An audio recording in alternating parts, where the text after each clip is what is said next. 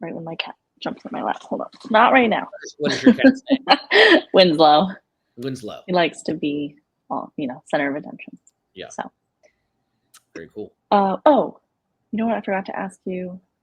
No, wait, I did get your bio. Okay, perfect. Mm-hmm. So welcome to Thought Garden on the Air, where we delve into the stories, strategies, and insights shaping today's dynamic media landscape. I'm your host, Alexis Quintal, CEO and owner of Rosarium, a public relations and marketing firm dedicated to connecting businesses, entrepreneurs, and influencers with impactful media opportunities. So this season, we're shifting our focus towards understanding how the media works and how professionals and organizations can better collaborate with journalists to share their stories. And so today is perfect. We're welcoming Robert.Boyd. He's an esteemed reporter with ABC Action News in Tampa Bay.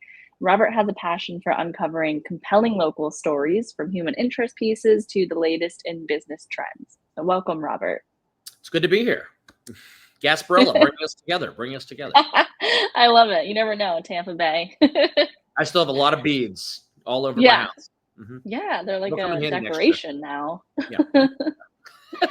So why don't you tell us what inspired you to pursue journalism, and how did you get started at ABC Action News? Well, I mean, if we're going to go, way back in the time machine, I wrote for my high school newspaper. I loved it. Okay, me too. An excuse to just go around and interview people and talk to them. Mm-hmm. And my first passion was sports, still a big sports fan, but I realized early on that, like, whether it's newspaper, TV, radio, for every maybe 10 news positions, there's one sports position. There's not a lot of, ability. So I kind of got away from sports and kind of got more into kind of human interest, feature stories. And that's what I did in high school. That's what I did in college. I was the features editor for our college paper, and I was always in newspapers. And I always thought it'd be fun to be on TV, but like my college didn't even have a TV station. So I did newspapers. And it was fun. And the story I like to tell, and I've said this in a lot of job interviews, when people say, say something about yourself, I like to say that I graduated college in Pittsburgh on a Saturday. And then that following Monday, I started my first real job in San Diego. So in a matter of 48 hours, graduated Pittsburgh, got on a plane, flew to San Diego that Monday morning, showed up to work at the Coast News, a little beach newspaper. And I'm so glad I did it. I didn't hang around like after college wondering what I'm going to do, live in my parents' basement. I always took the leap. So I went to San Diego for spring break with some buddies, and I'm very proud of myself for doing this. I took my due diligence, and I took one day off from going to the beach and going to the bars and partying, and said, you know what, I'm going to go around to area newspapers, just drop off my resume, drop off some news clips, and say, hey, listen, I know there's not a job opening now. I graduate in May. If anything comes open in the next couple months, remember me, remember my ambition showing up. And sure enough, one newspaper editor called me and said, listen, Robert, we liked what you wrote. We liked you just showed up and dropped off your stuff. We got an opening. So I'm like, I'll be there. So I hit the ground running. But I quickly realized that newspapers were all kind of dying out. The newspapers as we know it. I mean, 20 years ago, they were still strong. But now, like, it's either online, but you hardly pick up a real newspaper anymore. And a lot of people, weren't making it in that business. And even the people who were making it, it wasn't paying well. But through newspapers, I met a lot of TV people, and I kind of parlayed newspapers into TV. And I got a job with KUSI out in San Diego. That was my first TV job. And behind the scenes, I was basically writing what goes into the teleprompter for the anchors to read. But it was a job in a newsroom. And then through there, I almost treated it like an internship. I worked the morning show. So like I would get to work like around 2:30 in the morning. I'd write all the stuff for the teleprompter for the morning guys, like 4 a.m., 5 a.m., 6 a.m., 7 a.m. newscast. And then my job or my shift would end around 11. And that's when the reporters of the day were going out to do stories. And I would just tag along with them almost like an intern. I wasn't getting paid overtime, but just like shadowing them. Build a resume tape. Yeah. Just build a resume tape. And then I started sending that tape. This is back. The tape was a VHS. That's how long ago I started. Literally, you had to mail it. It cost money. Like nowadays, applying for jobs is so easy. You just type in and send. Back in the day, especially TV, you had to spend money. You had to spend whatever postage would be, $9-10 sometimes, to put a VHS tape and ship it to who knows where, Texas or Florida or wherever it might be. So I'm shipping VHS tapes to myself all over the country. El Paso, Texas, of all places, liked it. They brought me in, and they gave me my first on-air job, and then the rest is history. Cool. I worked in like 7 or 8 different cities in a matter of 20 years. You bounce around a lot in this job until you finally get to that city you like, where you're getting paid decently and you're getting a lot of exposure, you're getting a lot of viewers, and then you're like, okay, I'm happy. And I kind of feel that way about Tampa now. This is the first place I've ever signed a second contract. I always jumped around. Okay. So that's a little bit. So how many years is a contract? Typically 2 to 3 years. 2 to 3 years is a contract. So like I went from El Paso, 2-year contract. As soon as my contract was done, left town. Went to Arkansas, Fayetteville, Arkansas. Contract's done, left town. Went to Albany, New York. Contract's done, leave town. Salt Lake City, Norfolk, Virginia, and now I'm here in Tampa. But Tampa, I'm already on my 3rd contract at ABC. And what really attracted me about Tampa is that they allowed me to get back into what I loved. The whole reason I got into journalism to begin with is tell people stories. Tell, whether it could be a heroic story, happy story, sad story, but really dive into, someone's background and their story and who they are, that kind of thing. And I kind of got away from that at a lot of my jobs at various TV markets because it was all about, death and destruction. I'm reporting on gang violence, on shootings, murders, car accidents, house fires, and you can't really get creative or anything with those stories. You just, have to tell the facts, the nuts and bolts, and then, back to you in the studio. Now this is the first job where pretty much everything I do is telling someone's story, being creative, kind of being able to have fun, being able to have fun. A lot of times, show up at a crime scene, you can't have any fun. But now, that'd be weird. It would be weird. It would be weird. Yeah. And it's so refreshing. Now, almost everywhere I go, I'm welcomed with open arms. People want me to come and interview them. Where in the past, it was like, uh-oh, the news is here. Stay away, lock the doors. So it's so refreshing to be now in a market where everyone wants you to come because they know I'm doing the positive, feel-good stuff. So that's kind of how brought me to Tampa. But I've always kind of like you said you were a newspaper reporter. Yeah. Right? I liked interviewing people and kind of getting and also I always sensed, even at a young age, the responsibility because whether it's your high school newspaper or whether it's right here at ABC Action News in Tampa, a lot of times when you interview someone, that's their 15 minutes. They might not get another chance to put their story out there. So for you, it's like every day you interview someone, but for them, this is it. So you have to take that seriously and make sure. It can be a vulnerable moment for them too. Yeah. But you want to make sure you do the best you can to portray them in the proper light. Yeah. Right. Yeah. Can you tell us one of your favorite stories that you've ever covered? Yes. Fayetteville, Arkansas. By the way, great city. I highly recommend it. Really? Highly recommend it. Fayetteville's a lot of fun. That's where the University of Arkansas is, the Razorbacks. So it's a college town. Okay. But not only is it a college town, it's almost, and this is going to sound crazy, it's almost an international town because the home offices of Walmart are right in that area in Fayetteville. So I knew them for a reason. Yeah, I used to work for Walmart. Yeah. So the Walmart requires it's actually, I think, Rogers, Arkansas, but it's all within an hour of Fayetteville. Yeah. Or Bentonville. No, it's Bentonville. Bentonville. Bentonville. It's Bentonville, which is like a half an hour from Fayetteville. So it's all the same. Yeah. But Fayetteville's like the hub. That's like where all, the cool, like the art scene. That's where like the opera house is. That's where all the cool bars and restaurants. So like people who wanted to have a fun night out go to Fayetteville. So it wouldn't be weird at all to be out and about in the town and meet someone from Japan or meet someone from Ireland, maybe meet someone from Thailand or something, because they have to come to Arkansas to have their product being sold at Walmart. So Walmart brings people from all over the world to Arkansas, which is kind of interesting to be out and about. But it was almost state, had a little international flair. I mean, it was neat. So downtown Fayetteville, where the university is, there's a big street with all the restaurants and bars and shops called Dixon Street. And they have this one little cobbler shop, which always fascinated me because I'm a guy, when my tennis shoes wear out, when my dress shoes wear out, I pitch them and I buy new shoes, right? But I think women use cobblers more than men, but there are a lot of people who, like, if their boots break and they're $500 boots, they're going to go get them fixed. So that's what this guy did. And again, even the word cobbler isn't, like, it's so old fashioned, right?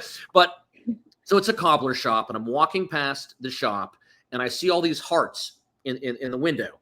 And one heart has like $5 bill, like it's like the $5 sign. One has a $1, maybe one has $10. And I'm thinking, this is interesting. And I think the rule one of being a good journalist is just to be curious, right? Ask questions, Yeah. investigate. Right. Just Right. go the extra mile to say, that interests me. I'm not just going to wonder, I wonder what's going on there. I'm actually going to try to find out. So I walk into the store, a store I've walked past hundreds of times on the way to bars and restaurants and things, but never actually went in because, I never had juice. So I walk in there True. and I introduced myself and I said, I noticed the hearts on the window with little dollar signs, $1, $5, $2. I said, what's going on? And the guy's name was Jeff Clarity.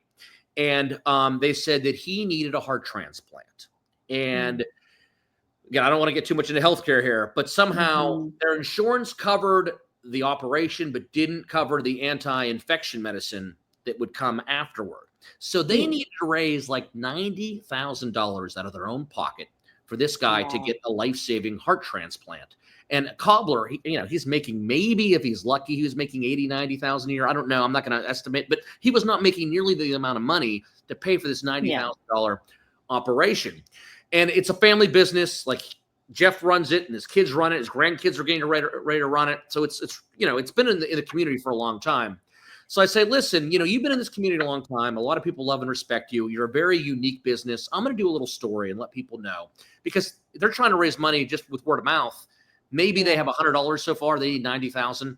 Yeah. So I said, let me put your story on the news and hopefully we'll build up this total. So I tell the story. I get him, fixing shoes, and I'm using all the great lingo, like, he's been fixing souls his whole life, but now it's his soul that, you can help, that kind of thing. And so I'm having fun with it. I'm trying to be creative with it. Yeah. I love that. Pretty good story. I interview him. I interview his kids. I show how it's like his dad started it. Now he's running it. Now his kids and grandkids are going to take it over. So I put out this nice heartfelt story about a local businessman who's been in the community for, 20, 30 years, now could use the community's help to raise money.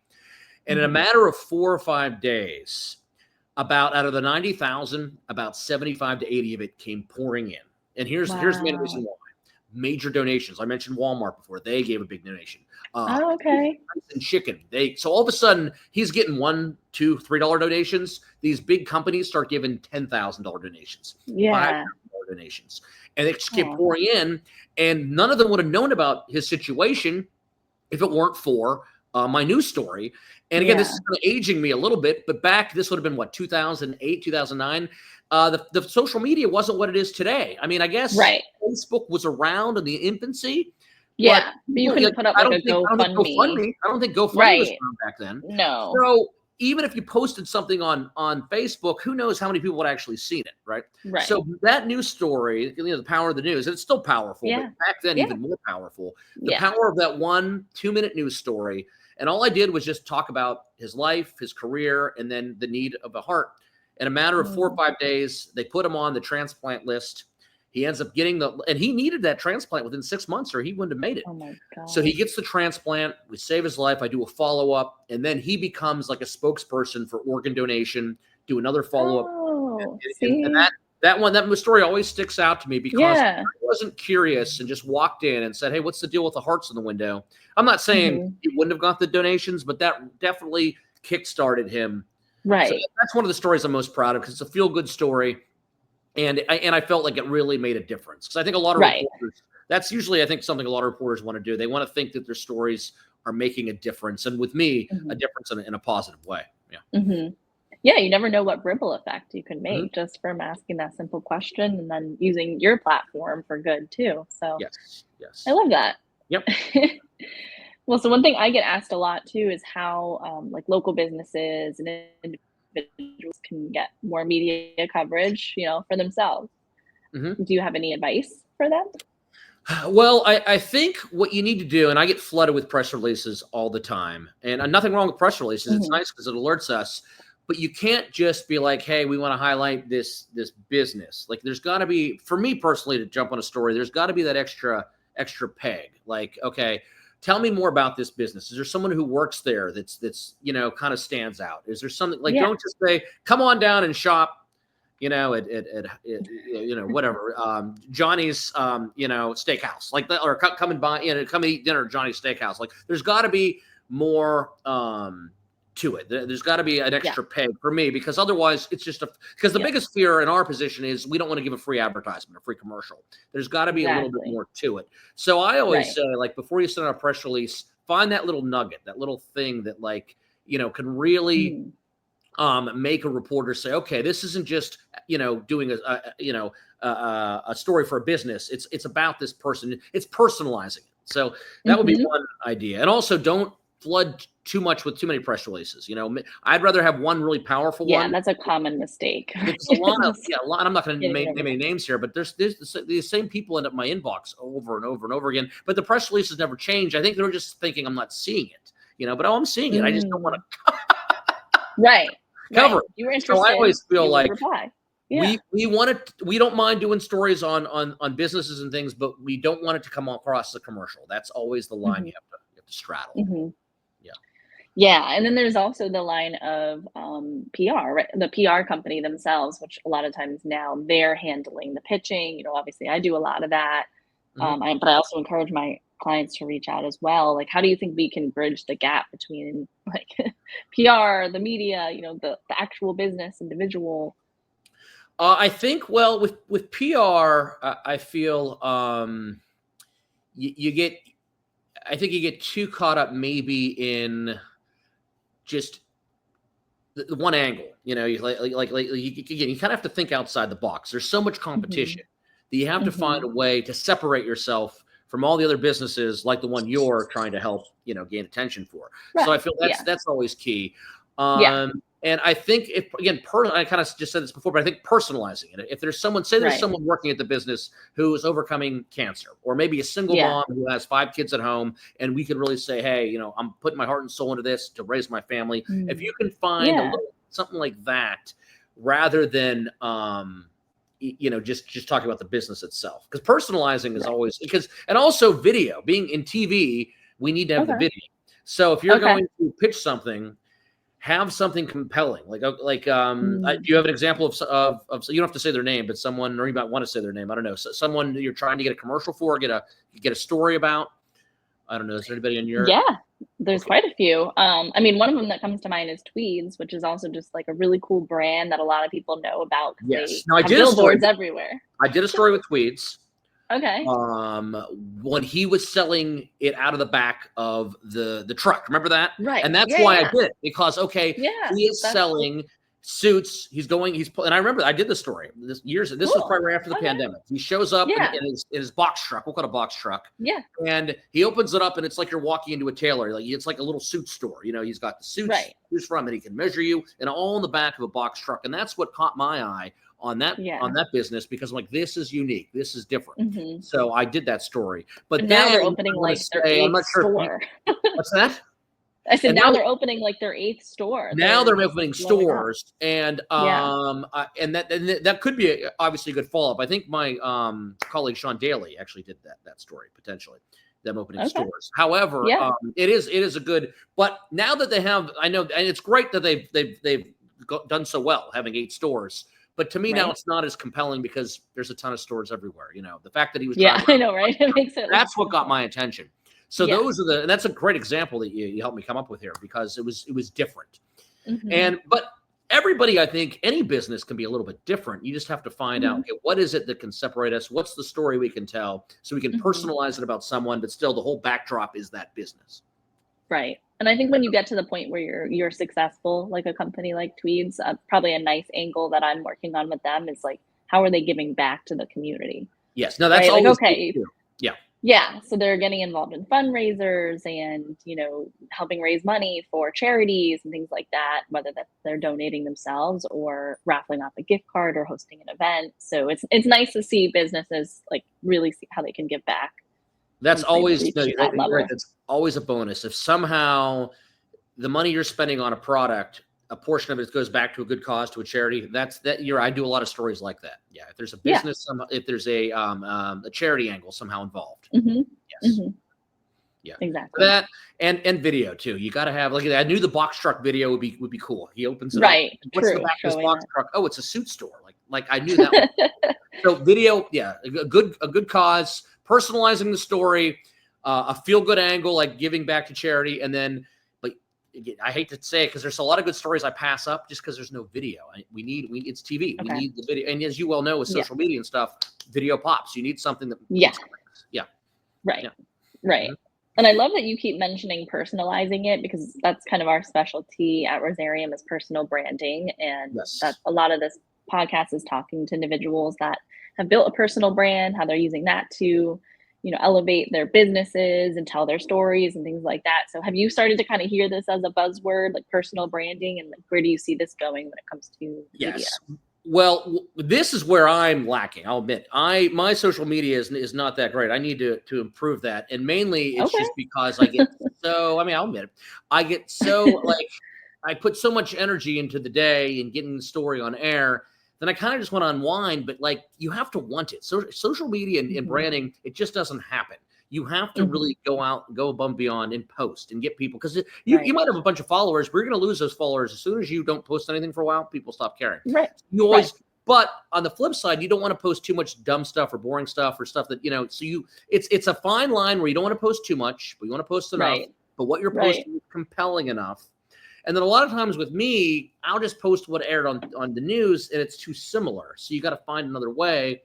But Mhm. also, I'm out on a news story, and I only have so much time to get that story done. I'm focused more about Right. what's going on TV than what I'm doing for my personal branding. So I Right. don't think a lot of people probably struggle with that too. But Yeah. what I've I mean, learned is any industry, like we're all you have to want it. The running right around all thing. day, it's If tiring. those influencers like on TikTok, people will make fun of them sometimes. Oh, an influencer, but I give them credit because whatever they're doing, they're getting the clicks. They're Mhm. getting a following, Yeah, which I mean, is they've not turned it easy into a to do. job. It's not easy to do. So I give No. them credit for finding their niche, finding how to get people to watch them. Yeah, because it is Right. Yeah, you get a so lot of no's. You get a lot yes. of just very few views on your content. So they've had to push through that, and Yeah. that's sometimes can be really painful. Another quick story. Our mutual friend Michelle Jewsbury, when she Yeah. pitched me her book, again, I'm like, this could, anytime someone pitches you a book, it's like, well, this is going to Yeah. be boring. It's a book. What do we Yeah. do? And her most recent pitch, I said, what about the hurricane? I knew she was on Davis Island, and she said Mhm. her, and along with a lot of the authors of this book, lost a lot during the hurricane. I said, Yeah. that's our angle. Let's talk about Yeah. how a bunch of authors lost, a bunch during the hurricane, but they're still putting out this book together. And the book is Mhm. about perseverance, and Right. overcoming challenges. So that worked out Right. well too. But otherwise, and I like Michelle and all, but I'm thinking, man, I hate to say no to her, but we need video. It's a book. We need Yeah. action. I need something more than just holding up the book, an Yeah. interview. We need that extra peg. And the hurricane, that gave me that peg. Because the first Right. story we did together, I had to get her kicking around a soccer ball. Because TV news, you got to think outside the box for video. When to keep people's attention is tough too. So you do have to have some movement activity happening. Absolutely. So what But about you? Do you have good. any personal goals for 2025? For 2025, I still want to, keep kind of striving with ABC Action News, getting stories that nobody else has. That's always big. Mhm. Another thing about Yeah. press releases are, if you're getting a press release, every other reporter in town is probably also getting it. So, True. and oftentimes reporters want to do stories that no one else is doing. So that's still a True. goal to kind of be able to dig. The Next Store app, that's a big one. I get a lot of good story ideas from there. I'm sure you do. Yeah. The So, weirdest things pop up. so I would say 2025, continuing to find stories nobody else has, and then probably figuring out that next step for me. The kind of I've always put like a 5-year plan out there, and now I'm kind of Mhm. getting to the point where I need to put another one out. And this is the first Okay, time. you're almost on year Well, 5. here's the problem. This is the first time I wouldn't. I mean, content is not a bad word to use, because I am, but like this is the first time where I'm not looking to jump ship and jump town. Like, where am I going to go next? Because I was always going from contract to contract. 2 years in Arkansas, 2 years in El Paso, 2 years in New York, 2 years in Salt Lake City, jumping around. And now Yeah. it's kind of like, for the first time, I'm like, okay, I'm happy in Tampa. I'm happy in Yeah. ABC Action News. So what am I going to do next? Because I want to further my career, but that doesn't mean I want to leave ABC either. But what's next for me? So Mhm. I'm still kind of figuring that out. I mean, the year's still young. Yeah. Yeah, But you've got time. For and I think that can be tough for a lot of people too. I think you finally reach a spot where you feel pretty good about yourself, But how long do you just chill with that feeling before you make another leap? Right. Because also you don't want to do anything too risky. I'm not going to mention names here, but I know some people in my business who have left, and because they want to make that next jump, and the grass isn't always greener, and sometimes you try to make that next leap to something bigger and better, and all of a sudden it's not that great. So you have to be careful too. If you're in a good situation, it's okay to stay in a good situation for a little while and then kind of figure out your next plan. Right. Yeah. Right. I know. It's funny how we're almost uncomfortable with being comfortable. Yes. In a good situation. I think that's a great way to say it. I was always, and people will be like, because a lot of times in TV news, it's tough because the contract's going to come to an end. And if you say, I don't want to be back because I want to go somewhere else, and they're like, okay, that's fine. But then once that day comes to an end, your job, if you don't have something else lined up, then you're sitting there unemployed. So you only have these little gaps to apply and get another job so you can leave when your contract's up. So it is tough in TV news. I think anybody with a contract, you really have to plan accordingly. Yeah. Yeah. Yeah.